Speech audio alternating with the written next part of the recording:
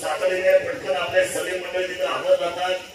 तो ऊस पुन्हा कारखान्यामध्ये तातडीने घेऊन जातात. ठीक आहे, तेवढा भाव मिळत नाही, कारण ऊसाला ऊस झाल्यानंतर त्यातनं तुम्हाला कल्पना आहे की किती मोठं नुकसान शेतकऱ्यांचं होतं.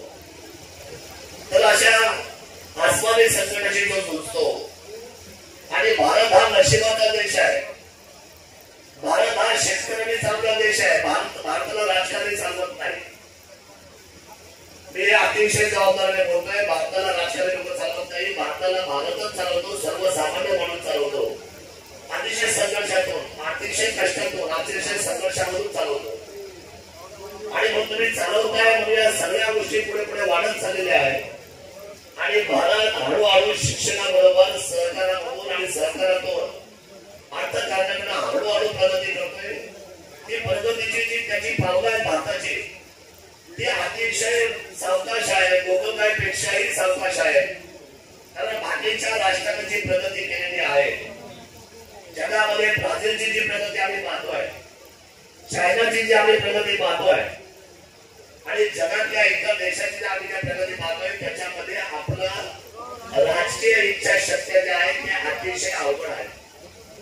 आणि म्हणून शेठ बाबाने जे स्वप्न पाहिलं आणि आपल्या कारखान्याच्या बाबतीमध्ये जो निर्णय केला, मी शेठ बाबाला आपल्या सर्वांच्या वतीने अप्पा खूप मनापासून त्यांच्या चरणाला हात लावून आपल्या सर्वांच्या वतीने धन्यवाद देतो. पंचनामाच्या दिवशी बाबा तुम्ही होते म्हणून हे काम देणं उभी राहिली आणि जुन्नरचं नाव मोठं झालं, आमच्या शेतकऱ्यांना माध्यम मिळालं.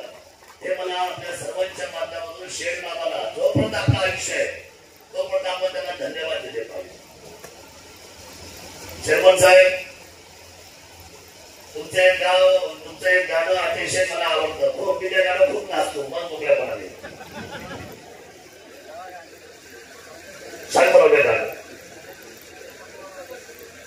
महाराष्ट्रात एक नंबर विन्नर विन्नर विन्नर आणि विन्नरचा ढाण्यावार सत्यशील माझ्या ढाण्यावाल्याला विनंती आहे. शेतकरी जे पोट आहे त्यांच्या वतीने विनंती आहे, एक नंबर खाली येऊन द्यायचा नाही. बघा मला 5 वर्षे घडली. वाणीगिरीचा एकच होतो राज्यात, पण नाव नाही मला येऊन दिलं या अशोकमुनीचं. आन बान शान ताकद लावली. लोक म्हणली काय बाबा हा काय देवा लावणार, हा कोणता एक. पण एकच माणसा पराक्रम करतात, एकच माणसा इतिहास करतात. शिवरायांनी इतिहास केला की नाही? डॉक्टर बाबासाहेबांनी इतिहास केला अहमदाची. माझ्याशी बोला. इतिहास आपल्या महापुरुषांनी घडवलाय. इतिहास निवडते शेतकऱ्यांनी घडवलाय. आणि निवडते शेतकऱ्यांच्या कुटुंबातला रक्त तुमच्या अंगात आहे. महाराष्ट्रातला सगळ्यात एक नंबरचा भाव विल्लाने दिला पाहिजे. माझी मानली या सगळ्या शेतकऱ्यांच्या वतीने आहे. द्यायचा आपण दादा, काय काळजी नाही. आम्ही आहे ना बरोबर. आम्ही आपल्या बरोबर होतो आहे, राहिलेलोच आहे सतत. हे 100-200 रुपये आणि 200 थांबायचं नाही. आपण उंच पाहिजे, सगळ्या उंच आपण पाहिजे. आपल्या अपेक्षा आहेत, आपल्या जबाबदाऱ्या आहेत, आपल्या अडचणी आहेत. आणि MIDC नाही ना, माऊली शेतकरी बोलले ना आताच. MIDC नाही, JMRT झाली, तालुका पर्यटन झाला, अष्टविनायक झाले, बेल्ला जेजुरी झाला. आणि ह्या पर्यटनाला चालना आली. आणि शेतकऱ्यांचं एकमेव उपजीविका साधन म्हणजे कारखाना आणि कारखान्याबरोबर असलेले जोडधंदे. आणि या शेतकऱ्यांच्या कष्टाला जपण्यासाठी आपण मुसंडी मारली पाहिजे, हे तेवढंच खरं आहे. आता तुमचा दावा आहे असं माऊली शेठ की MIDC होत नाही, पण झालं ताई आपल्यामध्ये झालं. आणि मला जर संधी नाही मिळाली तो आता गोपी बाबा जो आला, माझा मित्र आमदार येतील, माझे मित्र असतील.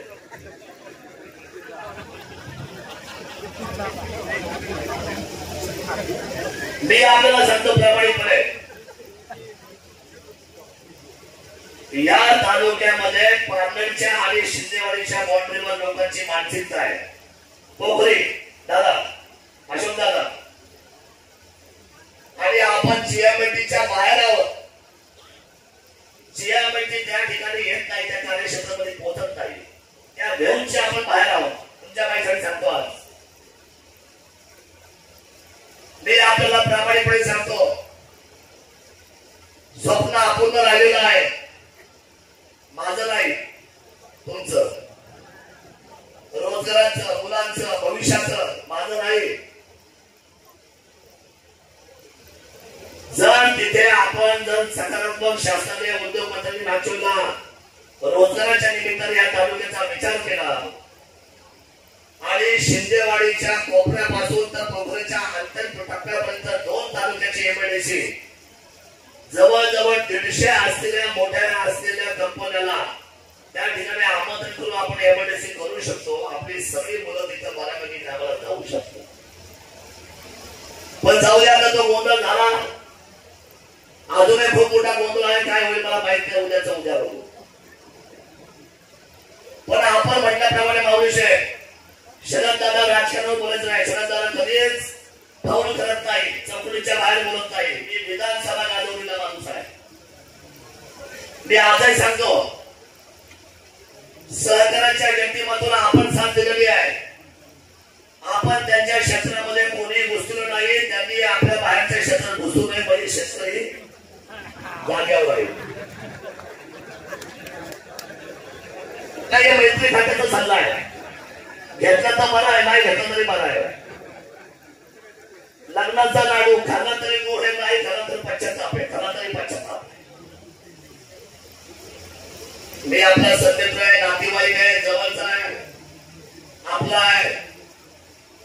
बाकीचे मागून पुढे बोलतील, मी सरळ बोलणार. पण दादा, हा कारखाना आपल्याला खूप चांगला चालवायचा आहे. सगळं तुम्ही चालवताच आहे. मी एक काम होतो अधिकारवाडीने, ज्या वेळेला सोपान शेठ गेले त्यावेळेला मी विद्यमान होतो, तालुक्याचा आमदार. आणि दादा अतिशय नौके होते. अशोक दादा आणि ही सगळी जुनी मंडळी, गट्टू साहेब असली सगळी जुनी मंडळी, यांनी दादाला मोर्चा पुढे जवळ घेतलं, रडू नाही दिलं अशोक दादांनी आणि या सर्वांनी. आणि त्यांना सांगितलं की आपण ही पुन्हा एकदा, कारण सोपान शेठचे लोक जातील, आमदार जातील असं कोणाला वाटलं नाही. ते त्यावेळेला विद्यमान चेअरमन होते सोपान शेठ. आणि अचानक एखादी गोष्ट घडावी आणि ते घडलं, आजारपण आलं आणि सोपान शेठ आपल्यातून फार लवकर निर्णय गेलो. पुण्याला भेटायला ज्या दिवशी गेलो त्या दिवशी त्यांच्या गाडीच्या पाठीवर माझी गाडी होती. आभार कोसळला होता आपल्या सहकारावर, आपल्या विश्वास परिवार होता, आपला परिवार आहे. पण सत्यशील समाजदाराला मी जवळ बोलून सांगितलं, काळजी करू नका, आमदारकीची जबाबदारी जी आहे ती स्वीकारली जाईल. या तालुक्यामध्ये मी आशाताईंना भेटलो ताईंनी पण सहकार्य केलं. मी बँकेपर्यंत जाऊन भेटलो, तेव्हा ते आमदार नव्हते. आणि संजयराव काळे, आम्ही सगळे मावळीशेठ, आम्ही सगळे एकत्र बसण्याचा निर्णय झाला. सत्यशील दादांचा कारखाना बिनविरोध करायचा नाही, तो बिनविरोध झाला. पण आम्हाला हे पाहिजे, राजकारण नाही. आम्ही कारखाना करायचंय आम्हाला, कोणाला हे आमची काम देणू आहे. हा दुसरा रोजगार काही नाही आपल्याकडे. संजयराव म्हटले, मी कारखान्याला कधी पाहत नाही, तुम्ही का पाहा, तुमच्याकडे आमची बाजार समिती आहे, तुम्ही कशा इकडे या.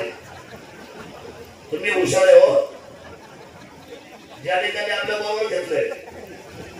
पण चांगलं आहे, आपल्या शेतकऱ्यांचं आहे. आपण सगळेजण आनंदाने त्याच्यावर त्यांना न्याय देऊ.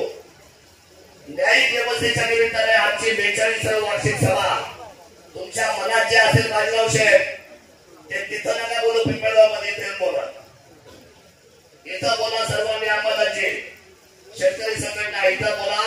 पण बोलण्याचा स्वाद आणि मागण्याची भूमिका ही अतिशय नम्र असली पाहिजे. कारण हे संचालक मंडळ आणि हे चेअरमन आपले आहेत, ते बाहेरचे नाही, ते आपले आहेत. आणि म्हणजे मागायचे ते मागा देण्यासाठी ते बसले. शेठ बाबाचं नाव राहील, जब तक सूरज चांद रहेगा, शेठ बाबा आपका नाम रहेगा. निश्चितपणे शेठ बाबांच्या कर्तृत्वाला अभिवादन करतो. आणि होती. मी ना इकडचं राहिलो ना इकडचं राहिलो, पण त्या कसा राहिला तसं तुमच्या समोर आहे. भारतातल्या सगळ्या तमाम राजकीय पक्षाच्या वतीने, सहकाराच्या वतीने विंगराज परिवाराला शुभेच्छा देतो आणि थांबतो. जय हिंद, जय महाराष्ट्र, जय शिवराय. धन्यवाद.